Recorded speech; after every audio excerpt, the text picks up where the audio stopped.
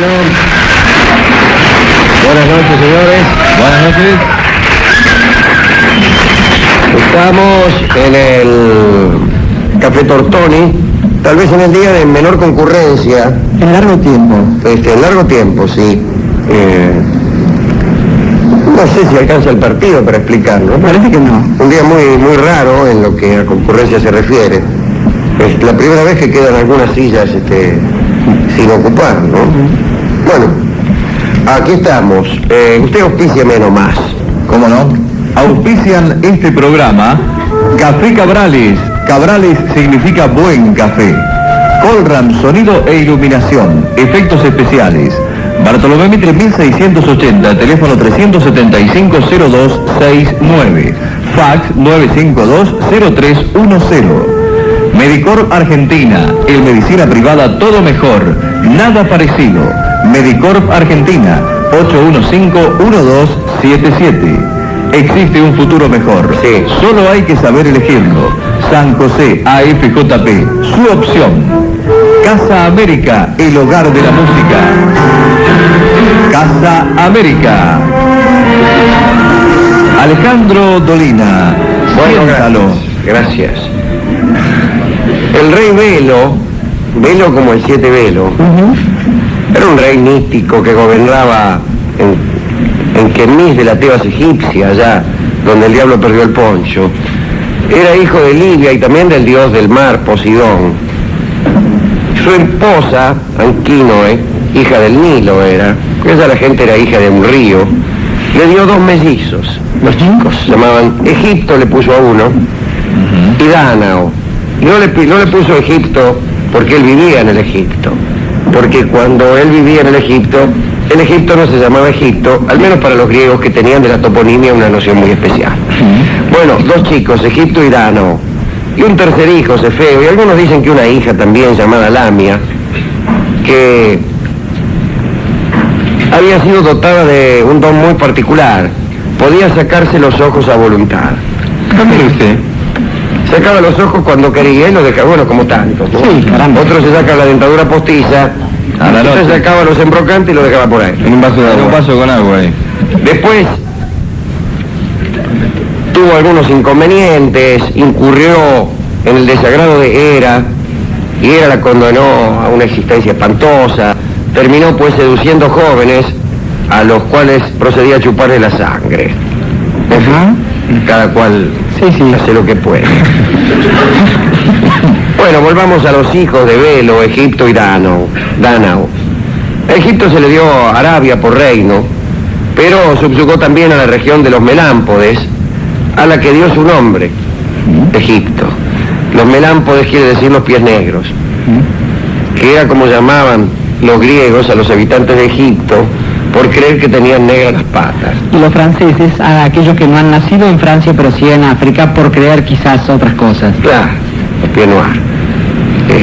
Y a nosotros también, por ahí. Por supuesto. Bien. Con justa razón. Pero anduvo mucho por ahí, de suerte que le nacieron 50 hijos, y ni uno menos, de distintas madres, porque imagínense, no hay madre que aguante. Eso se llama andar, ¿no? El otro hermano, Dánao, enviado para que gobernase Libia, tuvo 50 hijas, también de distintas madres. Cuando murió Velo, los mellizos se pelearon por la herencia, y como gesto conciliador, Egipto propuso un casamiento general entre los 50 príncipes, hijos de él, y las 50 princesas, hijas de Dánao. Pero Dánao sospechó un complot y se negó a consentir. Fue a consultar un oráculo y el oráculo confirmó sus temores y mira que acá va a haber una traición, qué sé yo. Y para evitar líos se las tomó. Y con ayuda de la diosa Atenea construyó un barco para él y para sus hijas, 50 hijas, ¿no? Fue el primer barco de 2 proas que se hizo a la mar, dicen. Y fueron al Peloponeso, ahí, la peninsulita esa que tiene Grecia. Desembarcaron en Lerna, donde Dánao se presentó al rey de Argos Y le dijo, mire, yo no es por decir Gelanor se llamaba el rey de Argos, pero yo he venido aquí designado por la diosa Atenea para ser el rey. Dice, escúcheme, el rey soy yo, déjese bromar. Dice, bueno, yo lo único que le digo es que acá el rey voy a ser yo. Esa misma noche un lobo descendió de las montañas, atacó las vacadas de los argivos, y estos interpretaron ese hecho como el anuncio de que Danao se iba a apoderar del trono, aunque fuera por la fuerza. Entonces convencieron al rey Gelanor de que abdicara. Y el rey Gelanor, que después de todo mucha gana no tendría de meterse en líos, abdicó y lo dejó como reinaldo a Danao. Y fue un rey muy poderoso. Construyó la ciudadela en Argos. Incluso cuando él llegó había una gran sequía en Argólide, porque Poseidón estaba ofendido porque le habían quitado jurisdicción sobre aquella zona, y entonces le secó todos los ríos. Y había una sequía que ¿para qué te voy a contar? Danao ordenó a sus hijas buscar agua y tratar de aplacar a Poseidón por cualquier medio.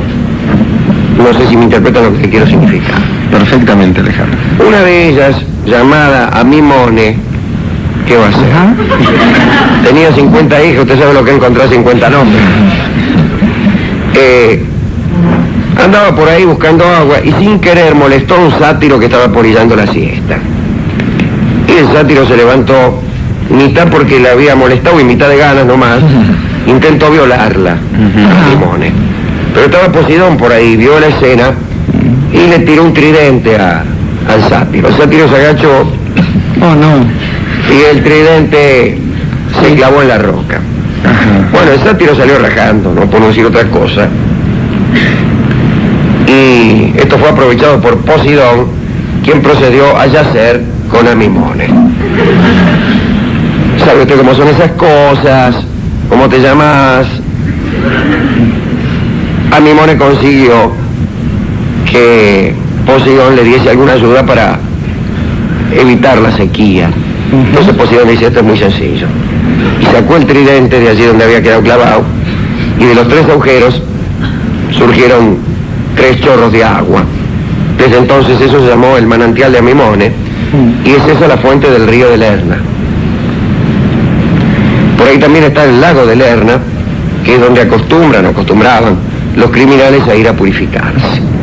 Y desde luego, en ese lugar, Equidna, aquella famosa madre de monstruos, madre de Cerbero, madre de Ortro, madre de la Caimera, etcétera, dio a luz a la famosa Hidra de Lerna, matada después por Heracles, muerta después por Heracles.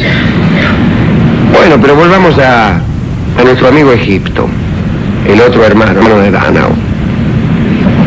Este mandó a los chicos a Argos y les prohibió que volvieran hasta que no hubieran castigado a Danao y a toda su familia. Se vayan, ya de bronca el tipo, vayan a buscar a Danao, que está ahí de rey de Argos, y no vuelvan hasta que castiguen ustedes a Danao y a toda su familia. Llegan los 50 muchachos, suplican, haciéndose los giros, suplican a Danao pues que revoque su anterior decisión de no permitir el casorio colectivo. Y en realidad querían casarse porque tenían el plan de asesinar a las 50 novias en la misma noche de bodas. Mira vos, ¿no? ¿Qué plan? Pero Danao volvió a negarse. Y entonces los hijos de Egipto pusieron sitio a Argos. ¿Qué pasa? Sucede que no había fuentes en la ciudad. Posteriormente las Danaides, las hijas de Danao, iban a enseñar a los habitantes de Argos a cavar pozos, etc. Pero en ese momento no había agua. Entonces Danao capituló, prometió hacer lo que se le pedía, es decir, permitir los casorios. Todo fenómeno, se arma la boda conjunta. Banquete. Dicen que fue Danao el que formó las parejas, basándose en las madres que cada uno tenía, tratando de que fueran de pareja categoría social, o a veces en los nombres parecidos, de manera que a su hija Clite la casó con un señor Clito, a su hija Esténele la casó con un señor Esténelo, y a su hija Crísipe la casó con un señor Crísipo. Pero en la mayoría de los casos dice que echó suertes, tiró los dados.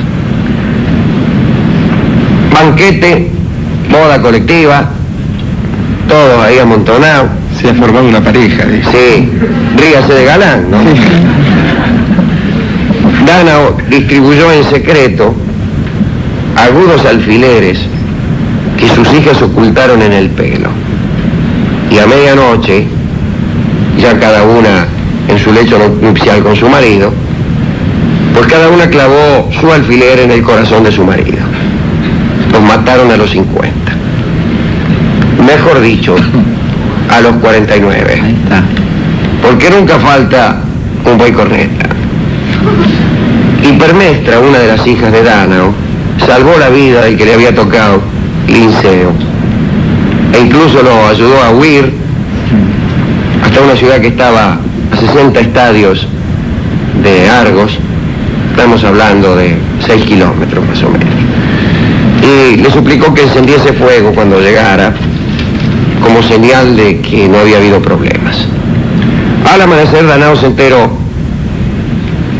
de la traición de su hija Hipermestra y la sometió a juicio. De todos modos fue absuelta la chica, Las cabezas de los hombres asesinados fueron enterradas en Lerna y los cuerpos bajo las murallas mismas de Argos. Las Danaides se fueron a purificar en el lago de Lerna, que es donde iban los criminales, pero los jueces de los muertos, siguiendo el consejo de Zeus, las condenaron famosamente a llenar durante toda la eternidad con agua unos cántaros perforados como sedazos. Allí estaban las Danaides junto a Sísifo con su piedra y junto a Tántalo con su sed y su hambre perpetuas. Dánao trató de casar a las otras chicas, ¿no? Ya que Linceo e Hipermestra se casaron de verdad y se fueron. Pero le quedaban 49 viuditas a Dánao. Entonces se le ocurrió hacer una carrera de postulantes. Y el que llegase primero iba a tener derecho a elegir primero. Y después el segundo, el tercero, el cuarto, hasta que el más lerdo se iba a quedar con la última. Pero sucedió que nadie se anotaba en la carrera, porque imagínense, con la fama que tenían las tipas, Claro, ¿quién iba a querer ser marido de ellas? le van a liquidar. Pero algunos se anotaron, y como los que se anotaron no se morían, aparecieron otros postulantes, y entonces Dánao organizó ya una segunda carrera, y así las casó a todas. Finalmente Linceo, el marido de Hipermestra, mató a Dánao y lo reemplazó en el trono. Egipto huyó a Aroe, donde murió un día u otro. Esa es la historia de los 50 hijos de Egipto, muertos toda una misma noche, ¿no? Y las 50 chicas de su hermano Dánao. Pasan cosas hermosas en una familia. Bueno, ¿a quién dedicar este espectacular entrevero de traiciones entre hermanos? Y finalmente es una historia de amor, esto no podemos negarlo, porque ahí hay amor, hay un poco de amor, Hipermestra, Linceo, en fin, vamos. Creo, Alejandro, que es menester en este punto, en esta noche, recordar que este programa, que parece tener en los últimos tiempos una especie de aliento heroico y siempre optimista, guarda un costado lunar, un costado oscuro, y además una cierta dependencia de cierto tipo de debilidades, particularmente la del amor. Pensaba como dedicandas posibles para el comienzo de esta historia, el final de esta historia, en algunas amigas de este programa, Julieta Capuleto, por ejemplo, Francesca, la de Paolo de Francesca, aquellos que fueron al infierno por leer un libro, justamente, y en general aquellas personas que, juntamente con Isolda y aquel que escribió el romance de Tristán e Isolda y nuestra amiga la princesa Ginebra, saben que De todas las formas del mal que uno rechaza cuando ejerce cierto oficio de la caballería, hay una que es casi un oxímoron, puesto que si hay un mal que no es mal, es el mal de amores. Sabemos bien aquí que primero hay que saber sufrir, recién después de sufrir amar, después partir y al fin andar sin pensamiento. Para eso entonces, esta forma de andar con mal de amores, que es quizás el único destino posible cuando uno lucha por el bien y se enfrenta con el mal. Mal de amores es el tanguito que para todos aquellos que han padecido mal de amores, toca don Julio de Caro, tanguito que no hubiera quedado mal en el banquete en donde las 50 hijas de Danao se casaron con los 50 muchachos de Egipto. Una fiesta inolvidable. Claro. Vamos, don Julio.